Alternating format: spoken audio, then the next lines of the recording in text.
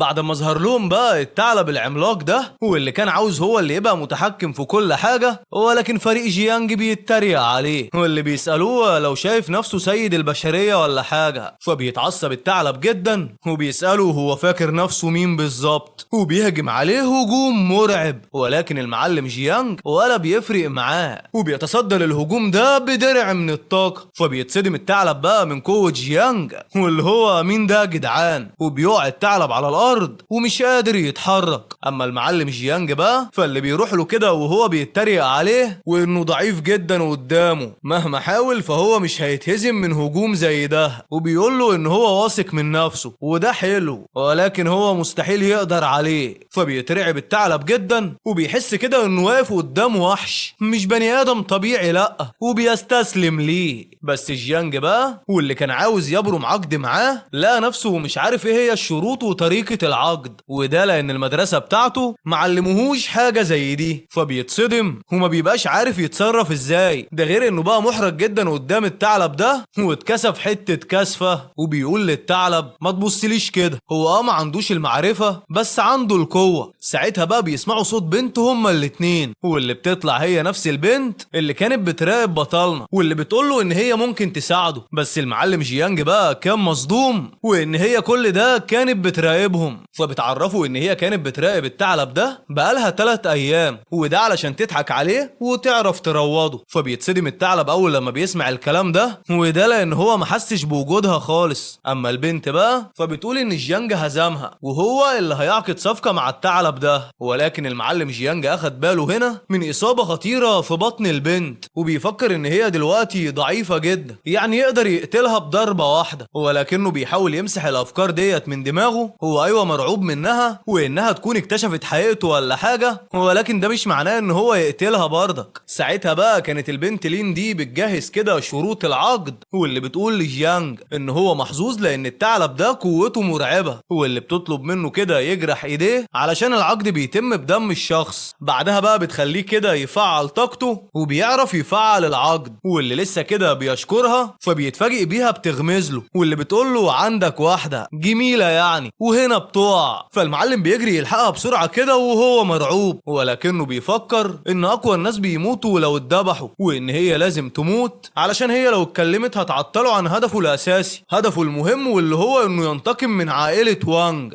ويعرف ايه اللي حصل لابوه وامه. المعلم بيبقى ناوي يقتلها بجد ولكن ما بيعرفش يعمل كده. فالمعلمة لين لما بتصحى بتتصدم ان هو عالج اصابتها وان هو ما اذاهاش. اما هو بقى فاللي بيقول لها ان اصابتها بسيطة وما وصلتش عندها للاجهزة الحيوية، كل اللي محتاجاه الراحة بس. وبيمشي ناحيتها كده وهو مخبي السكينة ورا ظهره وعاوز يفهم هي فهمت ايه بالظبط. فبتقول له ان ما كانش صدفة وجودها هنا اساس، هي بتراقبه وعارفة كويس اللي حصل له من عيلة وانج وفاهمة كل حاجة عنه، وانه عاوز ينتقم من عيلة وانج وان هو بيتحقق في اللي حصل لاهله. فالمعلم جيانج هنا بقى بيتصدم كده ان هي طلعت عارفة كل حاجة، وقرار انها تموت بقى القرار الصح جدا. ولكن هي كان عندها رأي تاني خالص، بتقوله انها عاوزة تساعده في انتقامه من عائلة وانج لان هي كمان عاوزة تنتقم منهم، واللي بتقوله ان هي هتكون مفيدة ليه جدا لان بقوته دي دلوقتي لو فكر بس يدخل لمقر عائلة وانج فاكيد هيموت. كمان هي عاوزاه يساعدها في الهجوم على مجموعة من صائدي الوحوش. دول بقى بيعملوا ايه؟ بيصطادوا الوحوش النادرة، واللي بكده في وحوش كتيرة بتختفي بالتدريج. بس المعلم جيانج كان لسه شاكك فيها ومش واثق هي ممكن تكون نيتها ايه بالظبط ولا بتخطط وبترتب لايه. فبتتصدم كده بعقد بتعمله وانها لو طلعت خاينة ولا بتكذب عليه ولا بتقول اي كلام ولا اي حاجة من اللي قالتها له دي، فساعتها بقى عالم الوحوش بتاعها يختفي وهي تموت. والعقد ده خطير جدا، وفعلا لو بس اتصرفت كده اي تصرف غلط كده ولا كده هتموت في ثواني. هنا بقى بيتصدم المعلم جيانج واللي بيقول لها ان هي ما كانتش محتاجة تجازف، مش للدرجة دي يعني. فبتقول له ان هو كده مستحيل يقلق منها خالص. اما هو بقى فالمعلم سرح في جمالها وقال لك هي ازاي جميلة كده، فودانه فضحته واحمرت من الكسوف. مش فاهم الصراحة، مش المفروض وشه هو اللي يحمر برضك؟ ما علينا. المهم بقى ان المعلمة لينا قفشته وعرفت شافت ان هو مكسوف، واللي وقفت كده هي كمان تفكر قد ايه هو جميل ووسيم. ولكن المعلم بيقول لها ان هي ما كانتش محتاجة تعمل عقد خطير زي ده، اما هي بقى فاللي بتطمنه انها في السليم ومش هيحصل لها اي حاجة، لان هي اساسا عمرها ما هتخونه ولا هيكون ليها اي مصلحة تانية، المصلحة ما بينهم مشتركة. في الوقت ده كان في شوية رجالة كده شكلهم خطر على الاخر، واللي واقفين قدام الكهف وعمالين بيلموا في الغنائم اللي قدامهم مطرح الناس التانية اللي ميتة دي، وبيبقى في نمر كمان ميت واللي كانوا ناويين كده يستفيدوا من جثته. ساعتها بقى بيطلع جيانج ولين وبيشوفوهم وبيتعرفوا لين هم مين دول وقوتهم عاملة ازاي. بس الصدمة بقى ان النمر اللي المفروض انه ميت ده وفي حد منهم اساسا كان ضربه بالخنجر في قلبه، وده علشان يطمن انه مات، طلع لسه عايش، واللي بيقوم كده وهيهجم عليهم. ولكن المعلم جيانج بيستدعي بسرعة كده السلحفاة اللي معاه واللي بيخليها تجمد المكان، والنمر بيجري كده يهجم على الرجاله دول، فبيحاولوا ان هم يتفادوا الهجوم وعايزين يعرفوا مين ده اللي بيهجم عليهم كده، وده لان لين وجيانج ما كانوش ظاهرين قدامهم اساسا، واللي بيبغتوهم كده بهجمات سريعه مش بيلحقوا يشوفوهم، لدرجه بقى ان لين كانت هتطير راس واحد منهم، بس في حد تاني كان هيصيبها اصابه خطيره، فبيحذرها جيانج بسرعه، وعلشان كده للاسف بيظهر ابطالنا قدام الاعداء، وبتبقى لين ما كانتش عايزه اساسا حد يعرف حقيقه قوتها، ولكن ما باليد حيلة، بتستدعي التنين بتاعها كده، واللي من كتر قوة الضغط بتاعته دي بيفرتك الخصم في لمح البصر، واللي بتقول لجيانج ان هو كده عرف سر قوتها زي ما هي برضك عارفة نقطة ضعفه ايه. ولكن المعلم جيانج نفسه كده حرفيا ما قدرش يستحمل قوة الضغط اللي خارجة منها، واللي بيقول كده انه حس انه اطرش في ثواني، فبيحذروا التنين بتاعه ده ان هو ما يتكلمش، ما ينفعش يعرفها كده. ولكن هي بتقول له ان هم مش اعداء، هم شركاء مع بعض، يعني مش محتاج يخاف منها، هم مع بعض اصلا. ودلوقتي بقى هم لازم ينظفوا المجزرة اللي حصلت دي، وده قبل ما اي حد يكتشفها. في الوقت ده كان في مجموعة من الجنود محاصرين كده نمور كتيرة وعاوزين يخلصوا عليهم، واللي علشان كده بيحاولوا يهزموا زعيمة النمور، وبيبقى زعيم الجنود ده واد كده شكله متعجرف، عيل ملزق كده، وبيعامل واحد من جنوده بطريقة وحشة وبيضربه كده، وهو بيقول له ان الغلطة في مكان زي ده معناها موت، وبيأمر كل الجنود ان هم يحاصروا النمرة دي كويس. ولكن النمرة دي بتتعصب وبتتكلم وبتقول له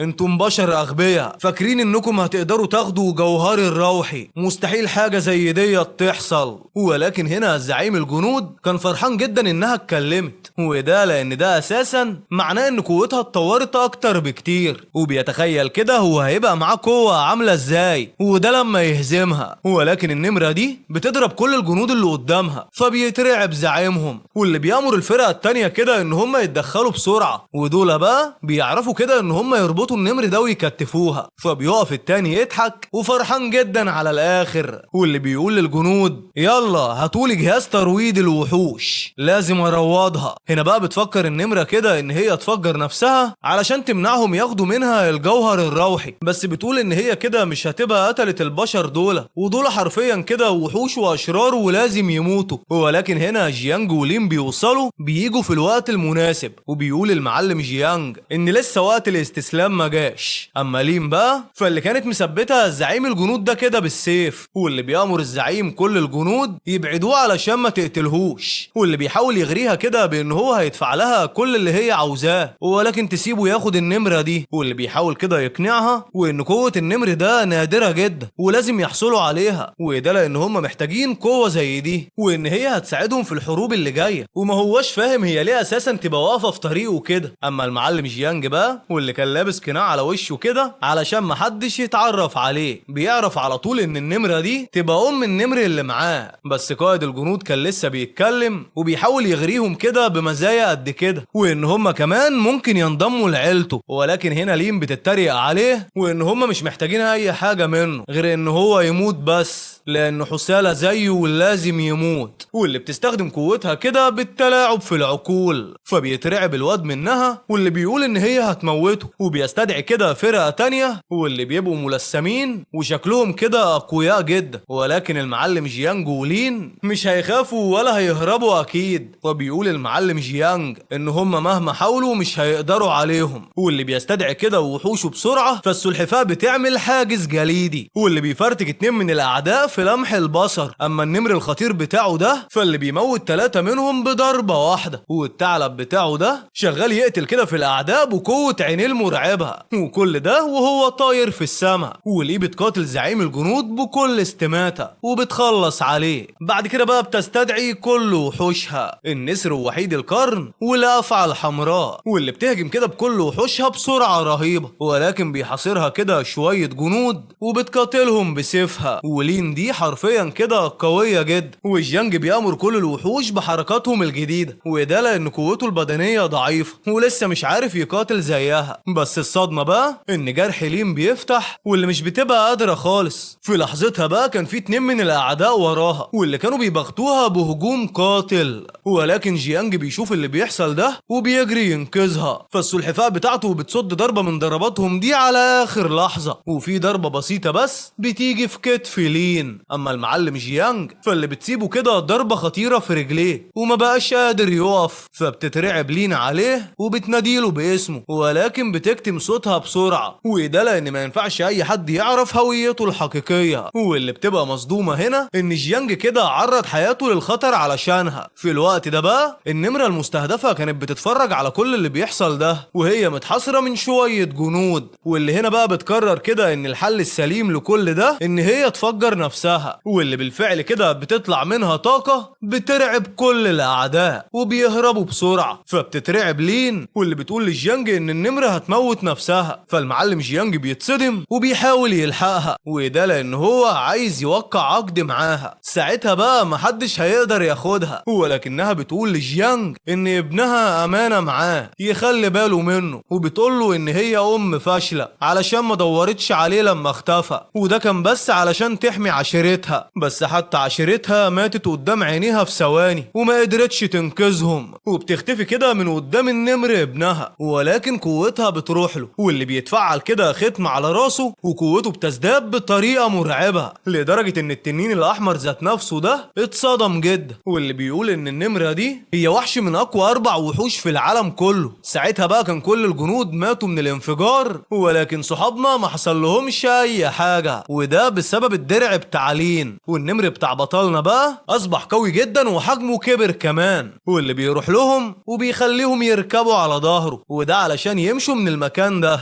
بعد كده بقى بنشوف المعلمة لين واللي بتكون في كهف كده ومرعوبة جدا لأن الجو قلب مرة واحدة وفي عواصف ثلجية مميتة، عواصف ما بتخلص. في الوقت ده بقى جيانج بيبقى تعبان جامد والنمر بيحاول يطمن عليه، فلين بتجري كده وهي مرعوبة علشان تشوفه، واللي بتتصدم ان حرارته عالية جدا وجات له حمى شديدة بسبب الجرح اللي في رجليه اتلوث، واللي بتحاول كده ان هي تسعفه بسرعة. بس المعلم جيانج بيتحرج وبيقول لها سيبيني، هو هيعمل كده لنفسه، فبتقول له ان الموضوع ده ما فيهوش هزار وان جرحه خطير. بعد كده بقى لما بتمضض له الجرح بتقعد قدام النار بسبب الجو التلج ده، وبتقول ان حتى الحطب اللي معاهم خلص منهم وكده هم هيموتوا من التلج. فبتتحمي كده هي وجيانج في الغطا ده، ولكن المعلم جيانج الحمى بترجع له تاني اشد من الاول، لدرجة بقى ان هو بيهلوس بالكلام وبينادي على اهله وكمان على النمرة اللي ماتت. فبتعيط لين وبتقول له ان هو ما ينفعش يستسلم مهما حصل، ما ينفعش يمشي دلوقتي، هو لسه ما انتقمش من عيلة وانجو ودمرها، ولسه كمان ما وصلش لاهله، ولسه ما نفذش اتفاقه معاها، وهي لسه عاوزة تتعلم منه اكتر في القتال. وبتقول له ان هو قوي جدا وعدى بمواقف اكتر من كده، يعني ما ينفعش دلوقتي يستسلم بسبب حمى. واللي بتفضل كده تعيط وان هي السبب في كل ده لان هي ما كانتش قوية كفاية، لانها لو كانت قوية ما كانش جيانج هيضحي بنفسه كده علشان ينقذها. يا عيني على الجمال. ساعتها بقى كان وصل اصحابه وبيدوروا عليه، فبتفرح لين وبتمشي من عنده بسرعة، واول لما بيحس جيانج كده ان هي مش موجودة بيترعب عليها. المعلم بيقوم يدور عليها في كل مكان، ولكن النمر بتاعه بيفهمه ان هي ضغطت على ازرار المساعدة واللي المدرس كان مديهوله ومشيت قبل ما حد يشوفها معاه، فبيداري بسرعة البطانية بتاعتها دي وبينادي على اصحابه علشان يلحقوه لان هو مصاب جامد. ولكن المعلم ناوي على ايه وايه اللي مستنيه بعد كده، وهل هيكمل انتقامه من عائلة وانج، وهل هيلاقي ابوه وامه، وهل هيكمل الطريق لوحده ولا مع لين؟ عايز اقول لك بقى ان ما زال هناك بقية للأحداث، واللي علشان يوصلك إشعار بالأحداث الجديدة واللي هتنزل بكرة إن شاء الله، يبقى ظبط بقى الدنيا كده، لايك للفيديو واشترك في القناة، والأهم طبعا عايزين نغرق التعليقات بذكر الله والصلاة على النبي.